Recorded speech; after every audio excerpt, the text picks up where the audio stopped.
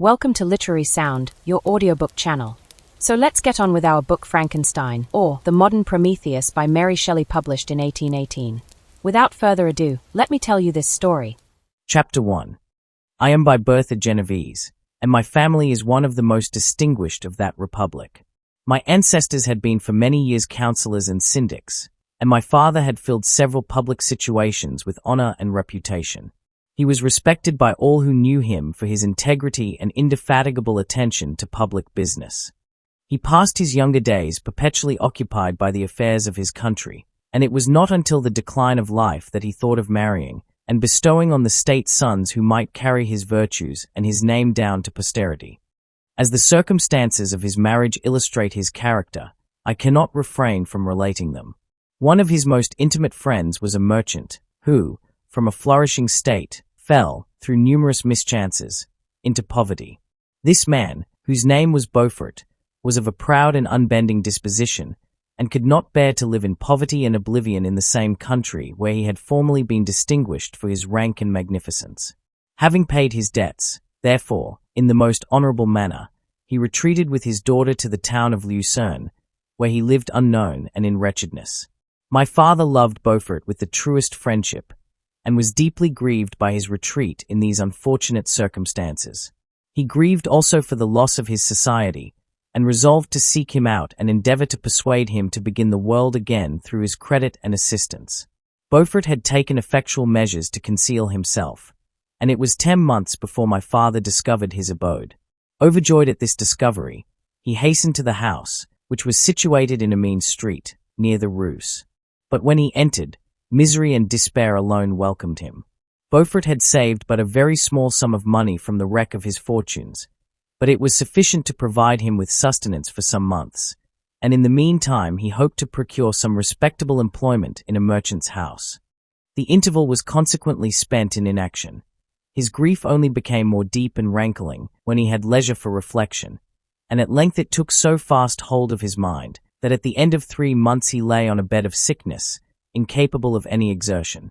His daughter attended him with the greatest tenderness, but she saw with despair that their little fund was rapidly decreasing and that there was no other prospect of support. But Caroline Beaufort possessed a mind of an uncommon mould, and her courage rose to support her in her adversity. She procured plain work, she plaited straw, and by various means contrived to earn a pittance scarcely sufficient to support life. Several months passed in this manner. Her father grew worse. Her time was more entirely occupied in attending him. Her means of subsistence decreased, and in the 10th month her father died in her arms, leaving her an orphan and a beggar. This last blow overcame her, and she knelt by Beaufort's coffin, weeping bitterly, when my father entered the chamber. He came like a protecting spirit to the poor girl, who committed herself to his care, and after the interment of his friend he conducted her to Geneva, and placed her under the protection of a relation. 2 years after this event Caroline became his wife.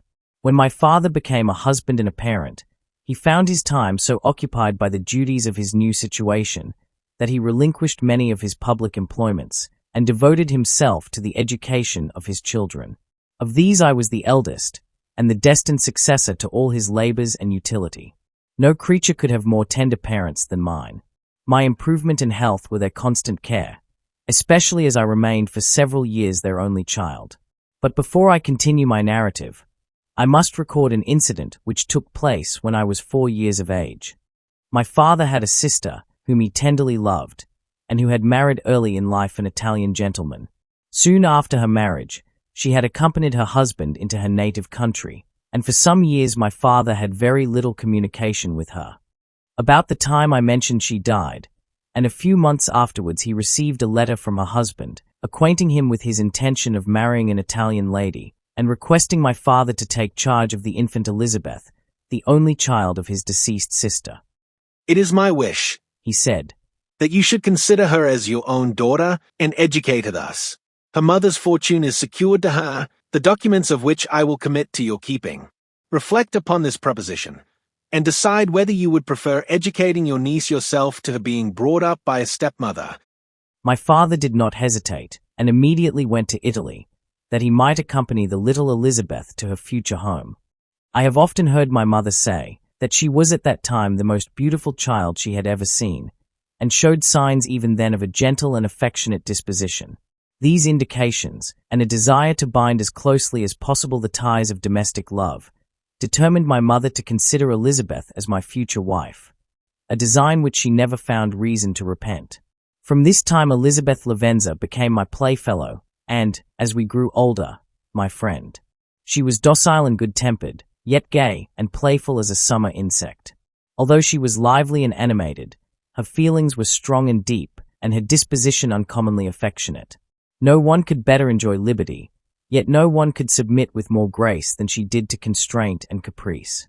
Her imagination was luxuriant, yet her capability of application was great. Her person was the image of her mind. Her hazel eyes, although as lively as a bird's, possessed an attractive softness. Her figure was light and airy, and, though capable of enduring great fatigue, she appeared the most fragile creature in the world. While I admired her understanding and fancy, I loved to tend on her, as I should on a favorite animal, and I never saw so much grace both of person and mind united to so little pretension. Every one adored Elizabeth. If the servants had any request to make, it was always through her intercession.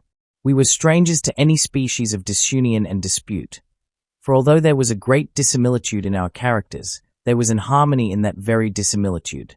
I was more calm and philosophical than my companion, yet my temper was not so yielding. My application was of longer endurance, but it was not so severe whilst it endured. I delighted in investigating the facts relative to the actual world. She busied herself in following the aerial creations of the poets. The world was to me a secret, which I desired to discover. To her it was a vacancy, which she sought to people with imaginations of her own. My brothers were considerably younger than myself, but I had a friend in one of my schoolfellows who compensated for this deficiency. Henry Clerval was the son of a merchant of Geneva, an intimate friend of my father. He was a boy of singular talent and fancy. I remember, when he was 9 years old, he wrote a fairy tale, which was the delight and amazement of all his companions. His favorite study consisted in books of chivalry and romance, and when very young, I can remember that we used to act plays composed by him out of these favorite books, the principal characters of which were Orlando, Robin Hood, Amadis, and St. George. No youth could have passed more happily than mine. My parents were indulgent, and my companions amiable. Our studies were never forced, and by some means we always had an end placed in view, which excited us to ardor in the prosecution of them. It was by this method, and not by emulation, that we were urged to application. Elizabeth was not incited to apply herself to drawing, that her companions might not outstrip her, but through the desire of pleasing her aunt, by the representation of some favorite scene done by her own hand. We learned Latin and English, that we might read the writings in those languages, and so far from study being made odious to us through punishment, we loved application, and our amusements would have been the labors of other children. Perhaps we did not read so many books, or learn languages so quickly, as those who are disciplined according to the ordinary methods. But what we learned was impressed the more deeply on our memories. In this description of our domestic circle I include Henry Clerval, for he was constantly with us. He went to school with me, and generally passed the afternoon at our house. For being an only child, and destitute of companions at home, his father was well pleased that he should find associates at our house, and we were never completely happy when Clerval was absent. I feel pleasure in dwelling on the recollections of childhood, before misfortune had tainted my mind, and changed its bright visions of extensive usefulness into gloomy and narrow reflections upon self. But, in drawing the picture of my early days, I must not omit to record those events which led, by insensible steps, to my after-tale of misery. For when I would account to myself for the birth of that passion, which afterwards ruled my destiny, I find it arise, like a mountain river, from ignoble and almost forgotten sources. But, swelling as it proceeded, it became the torrent which, in its course, has swept away all my hopes and joys. Natural philosophy is the genius that has regulated my fate. I desire, therefore, in this narration, to state those facts which led to my predilection for that science. When I was 13 years of age, we all went on a party of pleasure to the baths near Thonon. The inclemency of the weather obliged us to remain a day confined to the inn. In this house I chanced to find a volume of the works of Cornelius Agrippa. I opened it with apathy. The theory which he attempts to demonstrate, and the wonderful facts which he relates, soon changed this feeling into enthusiasm. A new light seemed to dawn upon my mind, and, bounding with joy, I communicated my discovery to my father. I cannot help remarking here the many opportunities instructors possess of directing the attention of their pupils to useful knowledge, which they utterly neglect. My father looked carelessly at the title page of my book, and said, "Ah, Cornelius Agrippa. My dear Victor, do not waste your time upon this. It is sad trash." If, instead of this remark, my father had taken the pains to explain to me that the principles of Agrippa had been entirely exploded, and that a modern system of science had been introduced, which possessed much greater powers than the ancient, because the powers of the latter were chimerical, while those of the former were real and practical.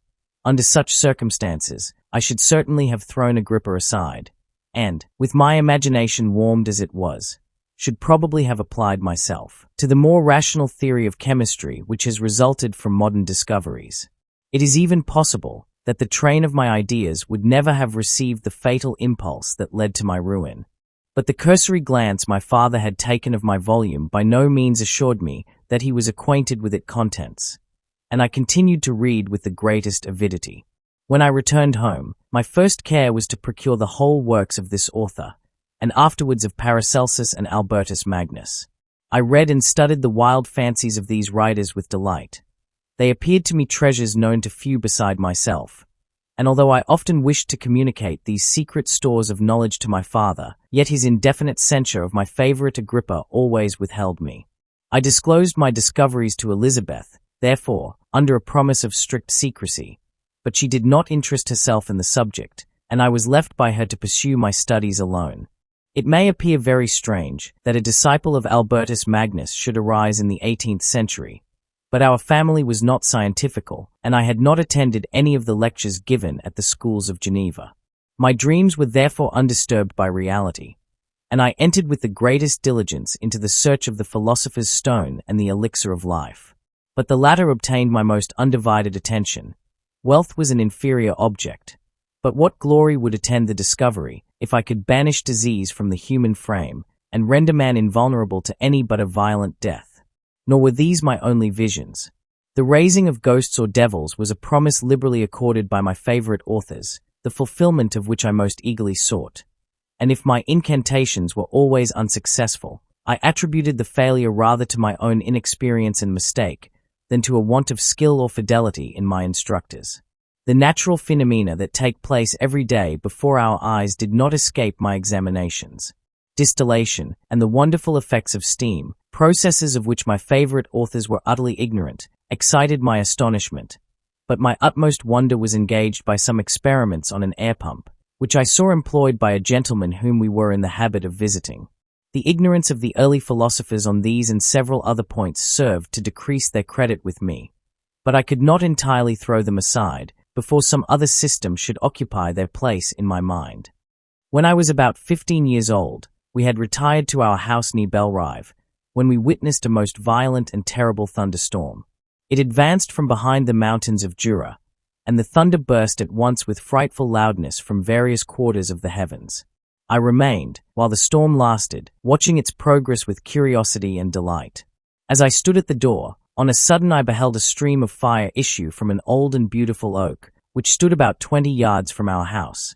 And so soon as the dazzling light vanished, the oak had disappeared, and nothing remained but a blasted stump.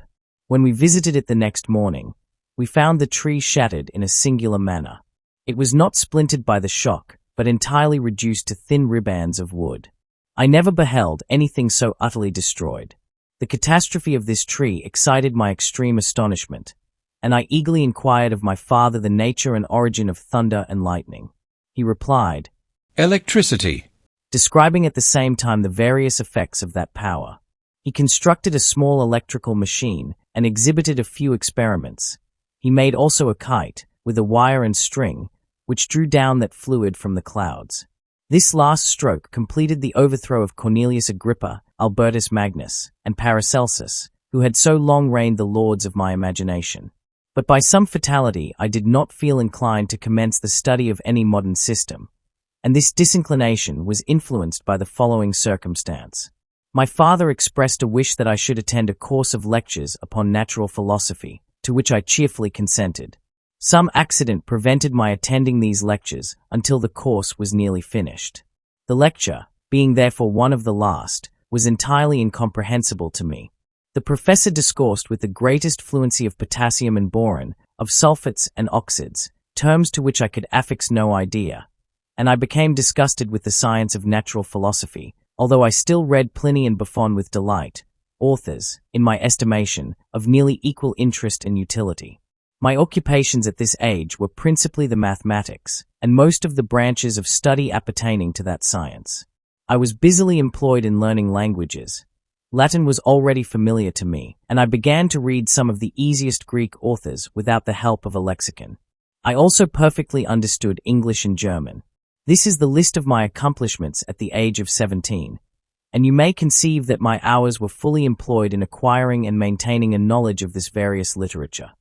Another task also devolved upon me when I became the instructor of my brothers. Ernest was 6 years younger than myself and was my principal pupil. He had been afflicted with ill health from his infancy, through which Elizabeth and I had been his constant nurses. His disposition was gentle, but he was incapable of any severe application. William, the youngest of our family, was yet an infant and the most beautiful little fellow in the world. His lively blue eyes, dimpled cheeks, and endearing manners inspired the tenderest affection. Such was our domestic circle, from which care and pain seemed forever banished. My father directed our studies, and my mother partook of our enjoyments. Neither of us possessed the slightest preeminence over the other. The voice of command was never heard amongst us, but mutual affection engaged us all to comply with and obey the slightest desire of each other. Victor's a bit obsessive, don't you think? Let me know in the comments. Literary Sound is on Spotify, YouTube and TikTok. Follow me and don't forget to leave your like. This helps me a lot and costs you nothing. I can't wait to tell you what's to come. Don't miss the next chapter. See you soon.